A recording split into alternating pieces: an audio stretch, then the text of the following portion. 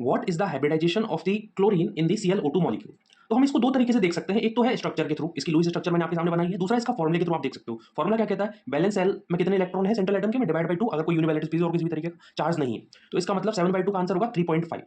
अब 3.5 को हम कैसे डिकोड कर पाएंगे यार, अगर यहाँ पे आंसर 3 होता या फिर 4 होता, 3 के केस में हम sp2 हाइब्रिडाइजेशन बोल देते और 4 के केस में हम sp3 हाइब्रिडाइजेशन बोल देते, लेकिन यहाँ पर तो 3.5 आया है, यानी फॉर्मूले के थ्रू हम नहीं जा पा रहे। क्या स्ट्रक्चर के थ्रू हम जा सकते हैं, एक सिग्मा बॉन्ड ये रहा, एक सिग्मा बॉन्ड ये रहा और एक लोन पेयर भी है, लेकिन 2+1 वाला केस आ जाएगा।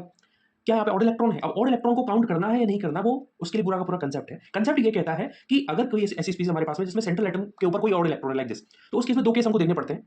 पहला केस क्या है कि सराउंडिंग एटम की En, जेड कोई सराउंडिंग एटम हो गया, उसकी En अगर ए से ज्यादा है तो ऑड इलेक्ट्रॉन पार्टिसिपेशन करता है हाइब्रिडेशन, मतलब उसको काउंट करना है। लेकिन दूसरा केस क्या है, सराउंडिंग एटम की En सेंट्रल एटम से कम है तो उसके केस में odd electron lies in the unhybrid P orbital. अब हमको सभी को पता है क्लोरीन और ऑक्सीजन में किसकी En ज्यादा होती है, ऑक्सीजन की। इसका मतलब यहाँ पे केस कौन सा वाला लगेगा, जेड की En एक से ज्यादा है, मतलब आप आपको ऑड इलेक्ट्रॉन को काउंट करना पड़ेगा। आंसर आएगा 4।